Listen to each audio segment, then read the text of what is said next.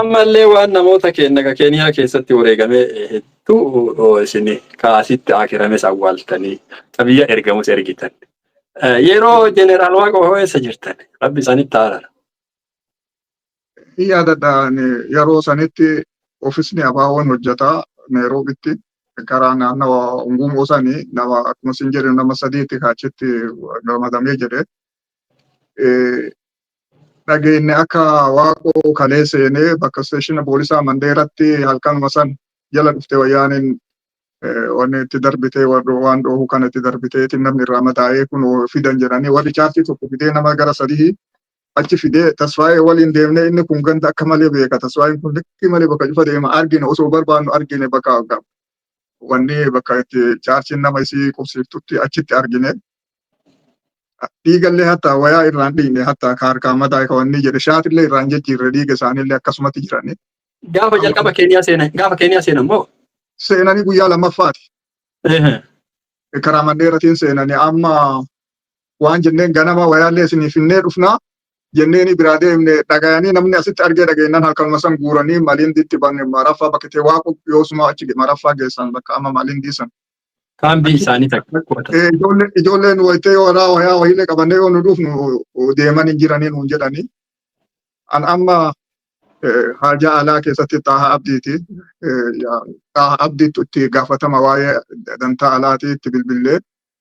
Waan qabdaniin reeba waan danda'ame waan qabdaniin dhaqaa fi dhaqqabaa fi summeessaa jedhanii Waaqoon. An amma wanni waan kinee waan dawaa waan malaariyaa fi maaliif waan kana toluu fi waa xiqqoo harkatti qabadhee dhaqee maraafatti bira dhaqee achitti keessummeessee eegasii marraa lammaffallee firaashaaf waan kana fidee dhaqee. Maraafaan sunu kun kaambiin daangaa baara Hindii jirtimi. Malindii irraa gubaanii Malindiin bahar gubbaa jirti bahar isa bira dabranii laga galaanaa jedhan. Malindii dhayxuun beeku ani lagni achi Malindii keessa yaa'u sun dur galaana jedhama galaana malayni laga guddaa.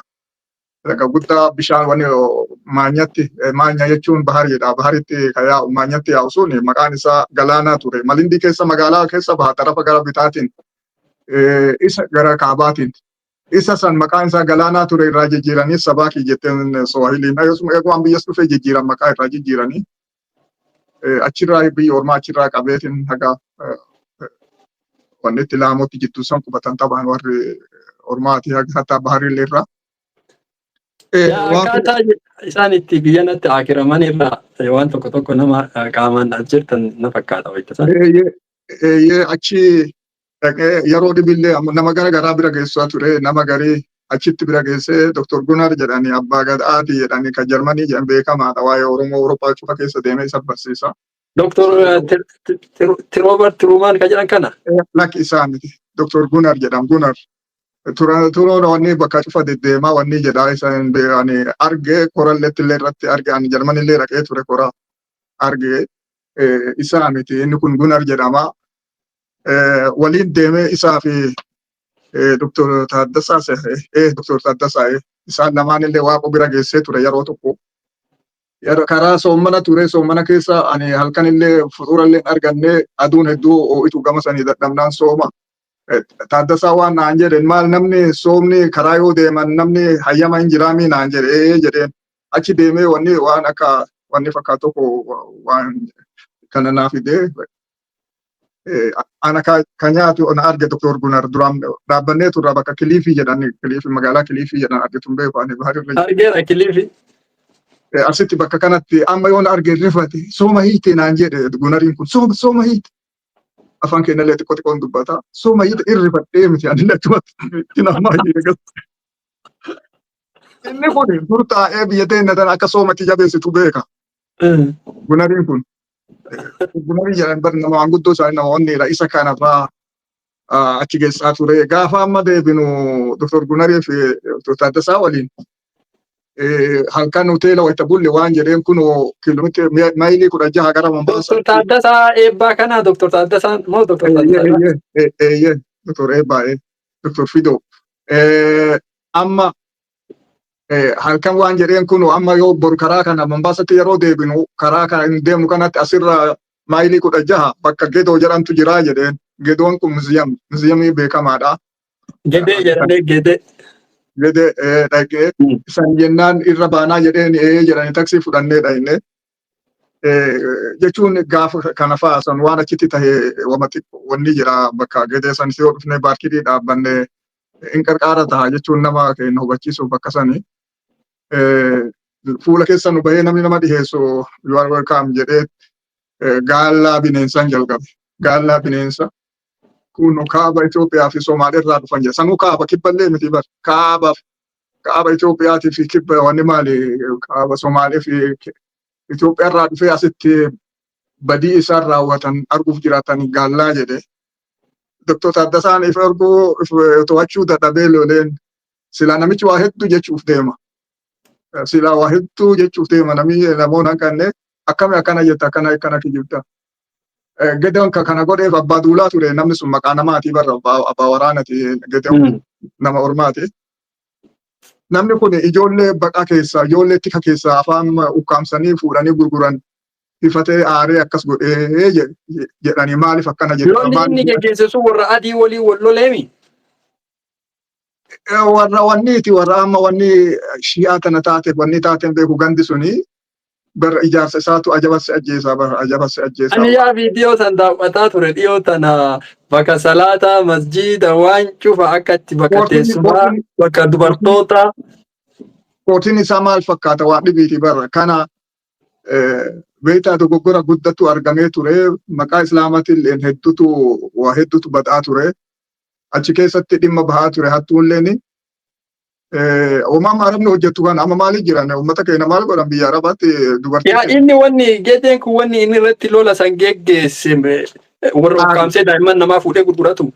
Eeyyee kana an kana duraan illee itti himee ture Taaddasatti beektaa kanaaf kana godha itti himee ture yoo achi akkana jetta namicha kunoo gedoon kanaaf kana godhee jedheen loleen Taaddasaa anilleen isaanii Hasanis isaanii Dr. Gunaris saahiba kennaa jedheen namichi rifatee akka laastika ibiddatti dhiheessanii tokkotti wali butame wallahi rifatee. Amma namichi nu qarqaaruu dhiisi akka afaan takkan dubbatin keessa nu naannessee bakka cufa nu geessee takka dubbachuu hin dandeenye akka rifate. Takka an argine waan akkasii. Bakki sun maal beektaa faranjii ka deemu ka karaa san turizimii deemu cufti karaa san ba'a. Keessattuu yeroo wintaa jechuun baratoo akkanaa kana faranjiin biyya Keeniyaa kana malindi faa yoo argite ganda kophaa Jarmanii jira bar gandi baharii kanarra biyyeen isii akka aananii adii gandi guutuun diima waliin gaaf tokko keessatti geessee dhaqee bar ajabasi ajjeesa. Akka lafa achi yaa'an faranjiin kun cufi yoo dhufu bakka san irra baha namuu infoomishina san dhaga'ee deebi'a biyya isaatti akka gaallan bineensa ta'e akka naannoo kanatti nama gaaga'aa ture. Kana dhaga'ee deema namuu bakka san. Amma waan jedheen Dr. Taaddasaan in argita bakka tana bakki irraa uummata keenya lolan maqaa balleessanii duniyaa ittiin jibbisiisan bakki irraa hamtuu tokko kana namni hin beekne malee Itoophiyaa sanii gadi hin jirtu bakka tana waa barreessaa. Isintu waa barreessaa anatu fidaa biyyi Keeniyaan dimokiraasiidha rakkinnan qabdu. Anatu galcha achitti galcha akkuma wanni namaa kennan nootisa xixiqqaa ka barreessan harkattuu namaa kennan achitti nama tureessi. Akkasuma godhaa xixiqqeessa. Anatu geessaa jedheeni inuu yaadanne isaanii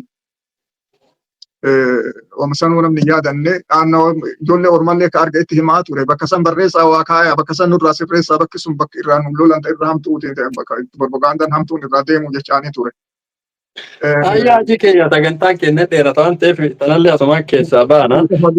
Mee seenaa Raammatos asuma finnaa baatii Raamatollee akka ilmaan illee biyya tanatti illee fuudheen horatiin illee nu kaaftanii jirtanii. Mee jeneraal Waaqoo gaafa akiraman haalli isaan itti biyya tanarraa. Waaqoo achi ture achi maraffaa ture achirraa yeroo garii dhaqee fidee waaqa Mambaasa hoteelatti warra matoota wanni hoggaanota ABO waliin haasa'aa yeroo hedduu waan akkasii mari'achiisaa turanii waan deemu jiruuf kana quunnamsiisaa turanii. Yeroo tokko diimaa fi ibsaa guutamaati keessee isaan achitti haasofsee gara guyyaa 3 achi hoteela oolanii yoo isaan fixatanii addaan deema waan jedheen ani maanguddicha Abbaa Huseen jeneraal Waaqoo waan jedheen Abbaa Huseen ijoollee hagam qabdaa jedheen hin beeka ijoollee ta'e hedduu qabdaa hin beeka saniif sin gaafanne waan si gaafadhe fakkeenya ijoollee 5 qabdaa jedheen ijoollee 5 qabdu tana cufti isaanii aga tokko siif gaarii ta'uu aga tokko jajjaboo akka tokko jedhee ni gaafate. Akkasiimi gargar jiranii laafa jira, jaba jira, tola jira, hama jira, wal dhabanii jedhe. Ammoo ati abbaa moo abbaamii jedhee abbaa jennaa fi cuftinuu naaf ta'e akka gargar laaltaa jennaan ilaalu ani cuftinuu naaf ilmaa jedhe ilmaan kiyyaa hamaa fi gaarillee cuftinuu ilmaan kiyyaa naan jedhe. Ammoo yoo ati jaha taatee isaan shanan san jahaffaa taatee isaanii waliin mormaa seente isaanii waliin wal mormuu seente sirraa toltii jedhee hin toltu jedhe abbaadhaan akka abbatti mul'achuu qabaa jedhe akka abbatti abbaa aangoo abbummaa qabasi akkasitti wanni tahuu qabaa namni adda wanni jedhu isaanii addaan eegu ati fakkeenyi kee Oromoon jaarmaya 5 qaba jedha shanan san abbaan itti sihi yoo fuutee mormaa waliin seente akka abbaa ilmaan isaa waliin mormuu taata akkasitti iflaali jedheen yaada dagammaati hedduu na gammada egaa Haji Hussein du'ellee nayaamee yeroo tokko an abdii qaba yoo duunellee akka namni nu duuban jiru naan jedhe ani faarsuuf hin jenne akkas ture maayii irratti qafa maayii akiramu maayii Nairoobitti galee taphaan Nairobii osoo jiru dhukkubsatee namallee bira geessaa nu geessi jedhanii warra dhaabaa hoggaanni dhaabaa kunis bira geggeessaa ture.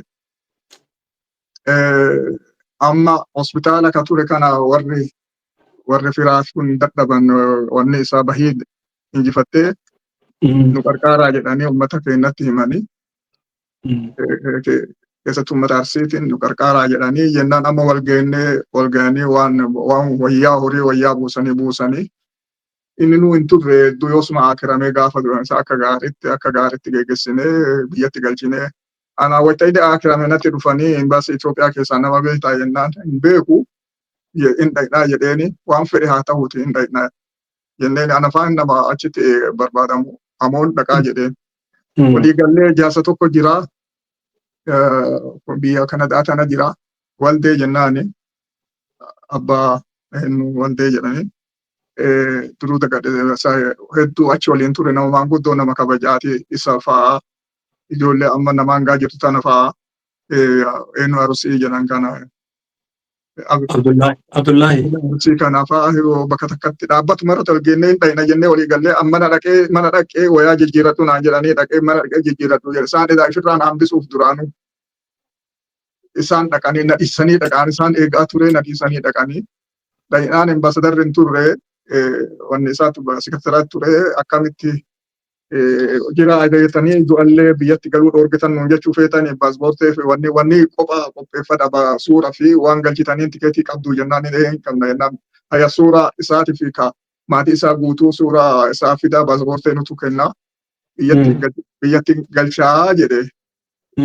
Sa'a 24 moo keessatti ijoolleen teenya alarraa gara doolaarii 13,000 moo maali yoos manatti erganii.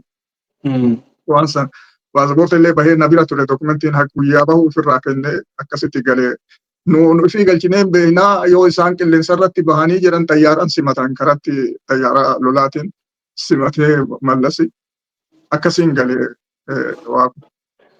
Yaa warri akka biyyatti warri dhaabni Opidio yeroo sanii warra akka abbaa duulaa faalleen simannaan isaan godhanii warri mallasfaatillee simannaa godhanii simannaa gaarii ture jedhanii wanti achirraa simatamuu yoo san Keeniyaatti isinii dhufanii Keeniyaatti wanni isin gargaaran maaltu jira gara mootummaati.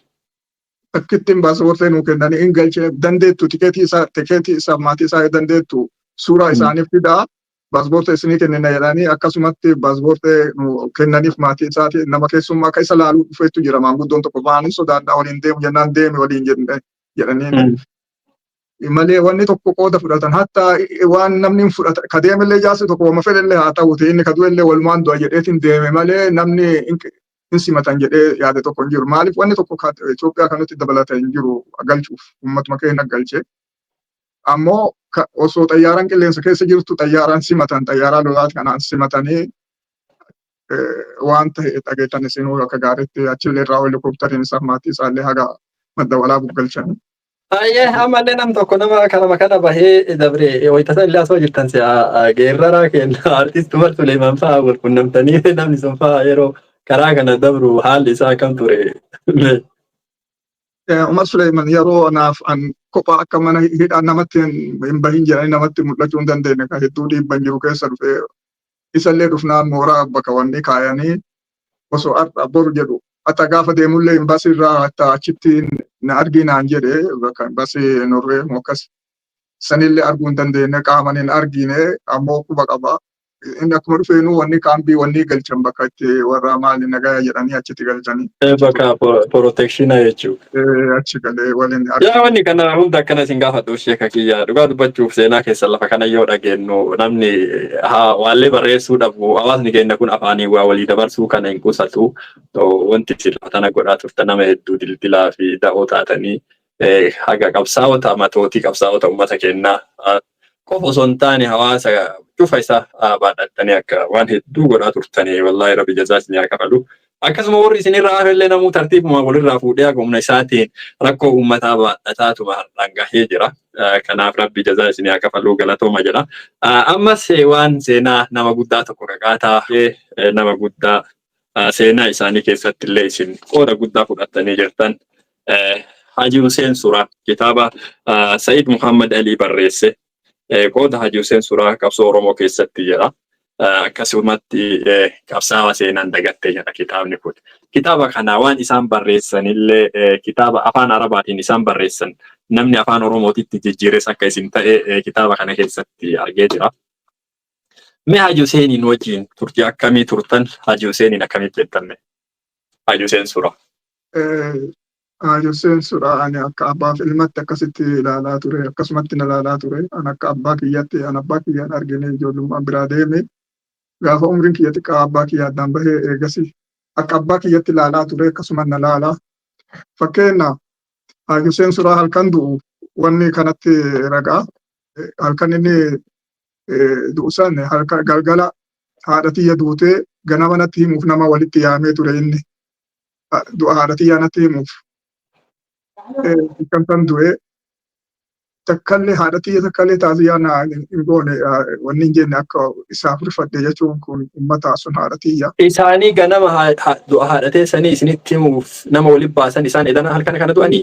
Namni gariin isaa du'etti dhufe wanni taasisaa naaf godhuuf kan dhufe gariin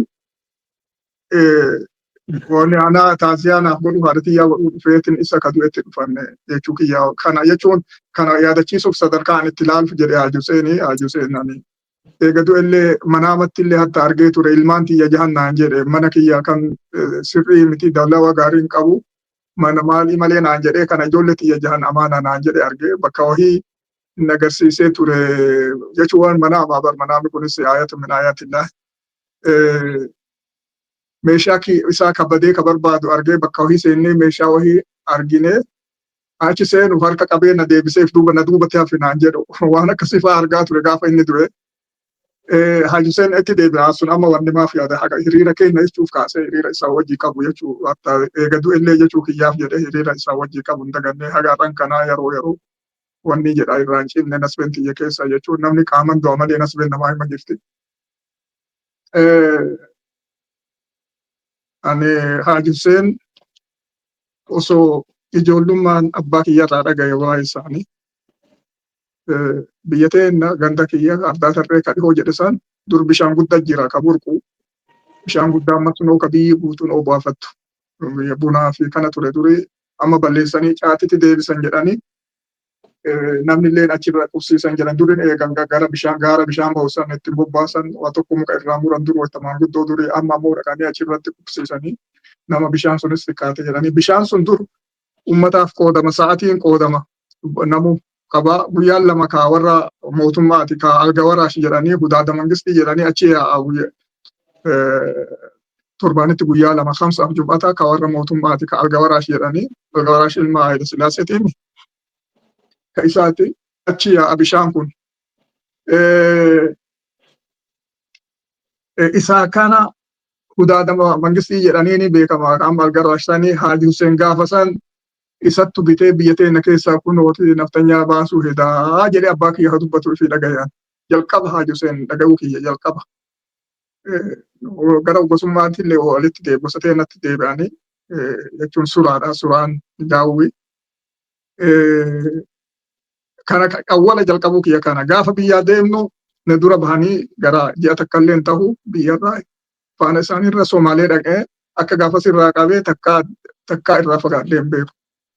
Haga Somaalee jiruu fi akkuma abbaan naa hime san cufa wajjin ture jechuu kiyya fagorra hin beeka. Yeroo wahii maanguddoo wal ga'anii Bilaaj al-Arab jedhanii Maqdishoo keessaa maanguddoon keenya haasawan. Haaji Abdul Hakiim fa'a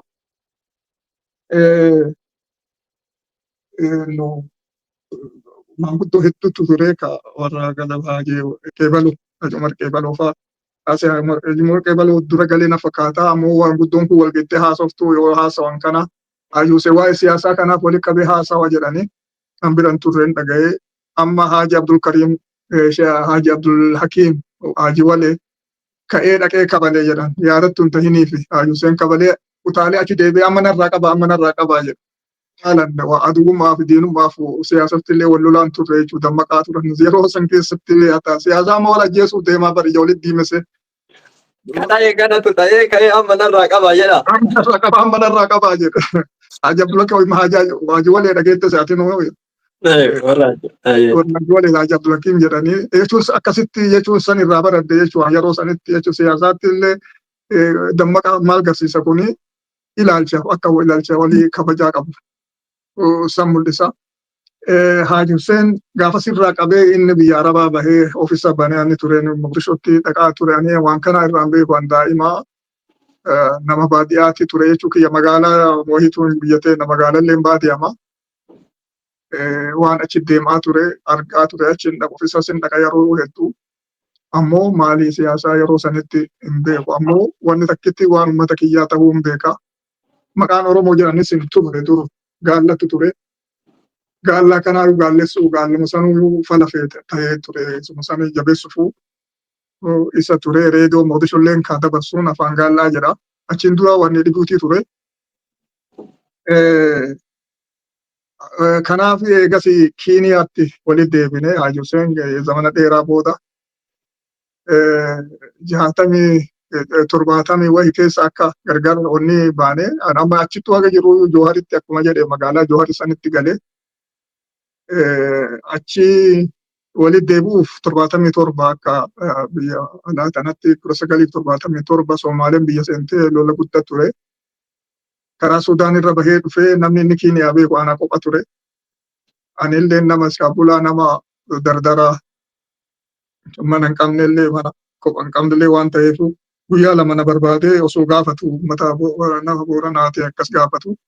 Hasan Arsii biraa argita jedhaniin Ismaa'eel Haaji Hussein nama dur wayita Ingilizii achi dhufe Ismaa'eel Haaji Hussein. Achi qubate durii irraa qabe Hasan Arsii beekama durumaa maqaan isaa Ismaa'eelii ammoo Booranni Ismaa'eelii kana itti ulfaataa Hasan itti baasan. Warri isaa ammoo Ismaa'eeliin beekaa Ismaa'eel Haaji Hussein jedhani. Nama yeroo Ingilizii irraa ture warra baqooti. Abbaa Haashim fa'aami Hasan Arsii. Abbaa Haashim. Haashimiin durallee Muktaartu jira hangafni abbaa Muktaari. Haashim qote suuse isaati. Isa kana ture osoo gaafatummaa ani ka'u deemu mana Hasan Arsiitti kama taa'utti ol seeni Haaji Hussein dhufee osoo barbaadu fidanii mana Haaji Hussein mana Hasan Arsii keessa ka taa'u Haaji Hussein achitti arginaan hin beeka duruu dhugaa. Achirraa qabee mala isaatti waliin seenne inni ka dhufeef biyya seenuuf dhufee waan jedhu waan Soomaaliin maqaa kiyyaan uummata keenya sobutti jirti.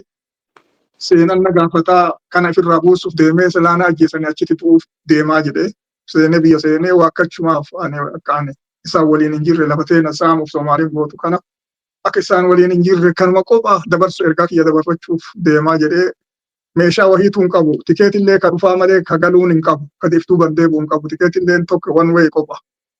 Gaafa biyya Arabaa keessatti maqaa Somaalee abbootiin malee ofiisallee cufa jedhanii isaan maqaa Itoophiyaa Liberation Front itti jijjiiran san jechuudha. Somaaleen mashaa jettee ololli waan dhibiiti gaa aadin Somaalee waa hedduu irratti hojjechaa turte lubbuu amma maqaan kaasan gaa warri Somaalee keessa deemu eegasii nama keenya daangallee irraa hin eegaa turaniin qabanii eegasii yeroo inni achi bahe ati almuhim Haaji Hussein gaafas wayita dhufeetiin jedhu waan jedhu biyya seenuuf deema jedhee wanni inni qabu surree jinsii kana ka baadiyyaa keessan deemanii fi wanni kakee baagii isaa keessaa qabu baay'ee harka ittiin deeman qaba. Reediyoo xiqqoo takka kaameraa takka wayaa baadiyyaa wanni keessan deeman san wanni baagii keessaa qaba. Kaan suutii ofirraa qabu wayaa uffatu kayoos uffatu magaalaa uffatu qaba. Kana kophaa kana biyya seenuuf kopheellee hatta buutii ka baadiyyaan deemuu danda'u miilan dedda inni ka jaamaan guddoo bar san qaba. Amma waan jedhaniin yaadadha Ismaa'eel Haajii Huseentu jedheen Hasan Arsii jedheen hin beektaa akka biyya seenuu hin dandeenye biyya ganda tokkorraa yeroo dargiisan yeroo 77 san ganda tokkorraa tokkottuu darbuun hin danda'amu. Bu'uuf yoo kadeemtu taate asumatti haada sii kennina asumatti ofirraa gabaabsi nullee hin cinqin jedheen. Abbaa Haashimtu jedheen asumatti haada siif kennina. Amma warra wanni kana nu qubsise mana bal'aa qabanii warri Mujaahid kuni Hasan Mujaahid jedhanii amma yaa Abdoo Mujaahid hangafa isaati mana isaanii nu qubsiisanii rabbi isaan haa galatoonfatu an eegas soddaa tahillee akka faamilii tokkooti keessattuu nama naannoo warra naannoo keenyaa kanan hedduu waliin wanni. Haajii Huseen ilmaan meeqa qaban ofii isaaniiti ilmaan Naayiroobitti argataniif tabiyyaa fa'a wanni akkasiin ilmaan hagam qabu. Jennaan amma Haajii Huseen fixanne ilmaan osoo hin gahin amma amansiisanii hambifne wanni isaa kaa'uu isaa kan inni biyya seena jedhu isaan hin hambifne irraa hambifnaan amma ka'ee Kampalaa deeme yeroon sun yeroo Idi Amiin Kampalaa deeme warra Falastiiniitiin wal beekaa. Ofiisni warra Falastiinii achi tikeetii inni duuban deebi'u muree fi achiin biyya Arabatti deebi'ee achiin Suudiillee dhaqee Suuditti nama saahiboota imbaasii Itoophiyaa lachuu ka Yamanii fi ka Suudii jirullee saahiboota isaati warra dur waliin baratanii. Tokko Abdullahi Abdurrahmaan jedhamsa eegas Haile Sillaaseen kufnaan Raabixaa Aalama Islaamii bakka amma taayyoon doktorsaa jiru kana asihaa miseensa tahe isattu dhaqeeti mootummaa Suudii iqaamaa teessoo gaafatnaamin Raabixaa gaafatee fi Raabixaa waan jetteeni lakki nama akkanaa hin barbaannaa bakka qilleensa isaa tolu haa filatuuti. Nullee qarqaaraa waa tokko nu barreessee nullee akka nu qarqaaru kanaaf asitti qaamaan gaafannuu fi nullee qarqaaraa waan isa ittiin jiraatus kana nutu kennaa fi jedhanii akkasiin Kiiniyaatti deebi'e lammaffaa yeroo lammaffaa. 78 gaafni kana gaafni inni deebi'u. Achirraa Kiiniyaa qubate 78 qubsumaan qubate nabiini. Achumaan qubate Huseen Suraati. Haajii Huseen achitti eegasii fuudhellee achi ijoo maatiin isaa biyyatti warra gara lamaati kan inni qabu. Argee jirti haati Abdusalaam hangafni isaa Abdusalaam jedhanii lammaffaa Muftaar jedhanii sadaffaan Ahmad jedhanii amma biyya kana jira. Gaafa inni biyya deemu dhalate Ahmad kun amma as jira. Muftaarii fi Abdusalaam illee akhiramanii dhihuma du'a akhiramanii dirqawaa. Isaan kun osoo akka gaariitti barsiisee ture inni haga biyya jiru. Makaanika xiyyaaraa ture si'a Muftaar jalqabaa eegasii jijjiiranii baabura Jabuutii kana oofaa ture. Argee jiraataa ture. Muftaar ammoo biyya Jamanii ture achitti barataa waan warra aartistii harkaan waa barreessu kana hedduu beekamaa ture. Dubartiillee tamaachii fuudhee looyarii wahiiti. Inni achi jiraataa ture. Maayyii keessa dhukkubsatee biyya galee biyyatti dhihuma du'e isaaf Abdusalaam illee kan hangafaalleen. Kuni haadha kanarraa haadha dhibillee dhibii fuudhee jira. Abdurrahmaan jedhanii jaarsa biyyaa Harargee keessatti magaalaa xiqqoo wahii keessatti naannoo sanatti isattu jaarsa biyyaati Harargee keessatti Abdurrahmaan jedhaniini innillee ilma isaaniitiin jira. Dhibii ammoo diidaa kana keessatti Haji Saalih nama jedhamu wahiitti fuusisee ture. Dhaqeetiin inni achi dhaqee khutbaa masjidaa nama baasu imaama hin argamne ka'eetiin inni khutbaa godhe akkasumatti wanni jedhu inni yeroo san naggaadee ture. Harargee gaafa lola Itaaliyaan seentu inni dukkaanii qaba Haramaayati. Haajii Huseen Suraa jechuudha. Haajii Huseen kan dhalate irra dabree beekta kan dhalate Baaleetti Baalee dhalannaa. San seenaa san xiqqoo kitaaba isaanii irraallee akka itti isaan gara ilmiitiif deemanii waa hedduu keessa dabranii kasilaa jaami'aa wanni illee deemanillee waan hedduu san antama Naayiroobii qofa isinirraa fedhe sa'aatiin teenallee dhumti waan ta'eef san inshaallah kitaaba irraallee waa hedduu argineerra. Mee waan Naayiroobiitti turtii waliin turtan sanirraa fedha. Nairobi yani Taata ijoollee diidaa san illee san xumuradhaati. Waan turtii Naayiroobii waliin turtanii akka biraan itti gaggeessitan. Nairobi ka gaafas dhufeerraa ani gaafas eegasii wagguma inni dhufe Keeniyaa dhufe san scholarship argadhee deemee Madiinaa deeme ani ammoo waggatti ji'a lama achi dhufee achitti fixaa ture. Jireenya kan haqa achi waliin jiran 78 irraa qabee haga gaafa 90 maal kan inni akirameetti takka halkan ani magriba irraa haga shaayii isa biratti fixa. Takka haga kana guutuu moromsiisee ani hedduu kaayoon tiyya abaawutti harkisu. Inni ka jedhu ammatti lakki kophaan hin baasu wanni ooftan kun ni jedha yaada isaa sanii jijjiirre. Yaadadha yeroo tokko keessumummaa dhufanii maali dhiheessee eenyu hoogganaa dhaabaa kana Diimaa Dr. Diimaa kanaa fi Taaddasaa fi eenyu nama sadii moo akkana ta'anii dhufanii waan jedheen yaadadha. Isin waggaa 17 dargiif boo'aa jirtanii waggaa 17 dhibii nutti deebisuuf deemtan akka amma deemtan kanaanii jedheen gaafas yaadadha. Jidduma keessa eegas ammallee matoonni abaa'u kun waan xiqqoo wal dhabbii wal hubannoo dhabuun jiruuf araaraaf Alamuu Qixxeessaa Dr. Maqaan Korneel Alamuu Qixxeessaatii fi itti aanan isaa biyyarraa dhufanii achitti mana Diimaatti haasawa godhe keessa ani waa'ee sana namoota wachii wanni jedhu irraa tokko wayita dubbatu Alamuun Qixxeessaa maal jedhee Hussein arginaanis rakkinni keessan maal ka Hussein Suraa asii qabdan akka annaan galuu jedhe Hussein Suraa akka isin bira jiru rakkinni keessan maalii jedhee warra hoggana dhaabaa gaafatee ture. Isa bira ka inni isin bira hin jirreef. Ka inni isin bira jiru akkamitti rakkinni keessan maali? Akkamitti wal dadhabdanii waan jedhu. Ka inni isin qajeelchuu hin danda'in inni maa isin qajeelchuu hin danda'in jechuudha. Eeyyee. Waan kana fakkaatu ture haajiin nama dadhabbii beeku miti. Waan tokko dubbii amma isin jettan taana fakkaattu waan kitaaba isaanii kana gubbatti argee. Akka wanni an jedhu kun hedduu keessan mataa keessanillee isin hin seenne akka isin hin fudhatamnellee hin beekaa. Garuu yoo ammallee bifa baa'oo kanaan waraanumatti deemne nuti ammallee waggaa hedduu waraanallee lubbuu namaallee galaafannee qabeenyallee miinee deebinee bakkuma tanatti deebina. Ammaan tana wanni nu baasu sabaaf sablammootallee ufitti qabnee kenna agoonee waliin numa waliin gabroomaa jiranii isaanillee warri nu gabrooffataa jiru Amaara kana ofirraa kaafnee achi booda namuu mala isa baasudha yaata. Yaada jedhu wayii kitaaba Saayidee jecha guyyaa kanaa kana walgahii san keessa jirtanii beeti. Waliin jira. Maaliif wayiin Nairobi gaafas nu ilaala.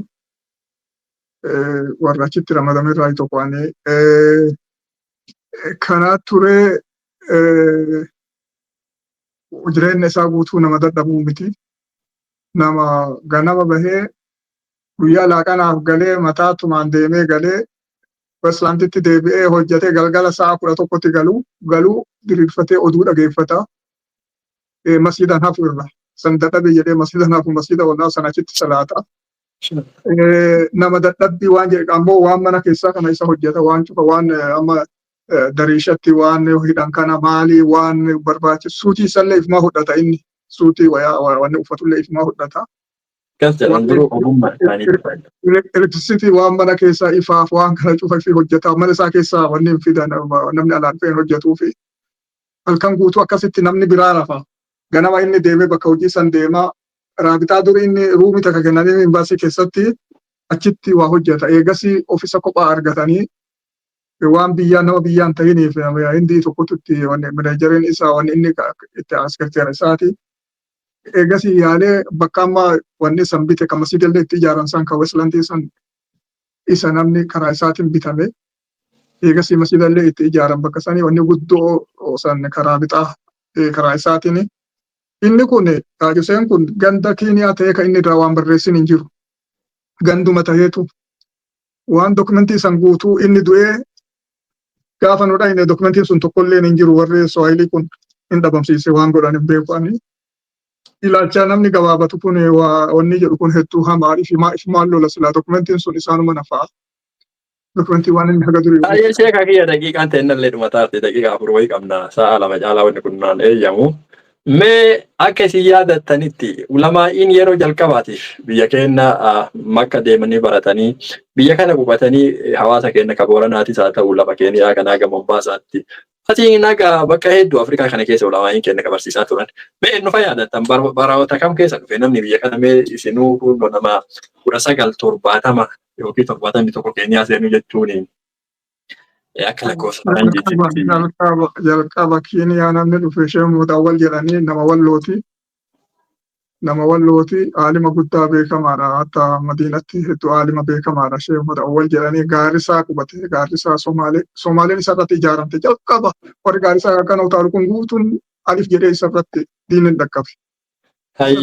Isarratti barate akka jirutti gaafa Somaaleerraa dhufu isatti biratti wanni ifii dhageeffadhee ture Gaarisatti takka isa jalqaba warra dhufeef jedha. Eegasii ammoo warri eegasii dhufe Sheekh Adam Saalih Faalem kun Burundirraa rabshaan gamasii maatuusi wanni kana ka'eet kaana Sheekh Adam Saalih dhufeetiin innillee isaa fi Sheekh Amaan Aboojata isaan lamaan wasta Keeniyaatti dhufanii Nairobi namni dhufe hin jiru tokkollee yeroo sanitti maal maqaan Eldoret qubate Adam Saalih illeeni achumaan achi biyya san biyya mooyidha inni achi barsiisaa. Sheekh Amaan eenyu jettan? Sheekh Amaan Aboojataa jedhan na fakkaate. Maqaan Abbaa Mansuur yoo beekte nama biizinasiiti amma Nairobi illee fi maali wanni biyyallee wanni qabana fakkaata. Ilma isaati inni. Wanni Burundirraa isaa fi Sheekh Adam Saalih kun wanni ka Eldoret jiru kun warra eega dhufe guruppii duraa warra dhufe sanii Burundirraa achi dhufan Burundi naannawni sun nagaa dhabese haa saniif achi galanii. Eegasi akka beektu Keeniyaarraa namni dhaqe ana waan ta'eef informationii hedduun innarraa argame warra Suudiitiif. Keeniyaa dur ilaalcha gaariin hin turre biyya in sodaata namni. Ayyee sheeka biyya daqiiqaan ta'e na dhumatte sekendiitti kota kakaamu. Eegasi maayyii gaafuma ambahu kana Sheekh Abdulaziz Faalleen eegaan jaami'allee fitadhu kana Sheekh Abdulaziz waggaa tokko na dura fitate isa fa'aa ka Eldoret jiru kana eenyu Sheekh Sultaan Sheekh Abubakar.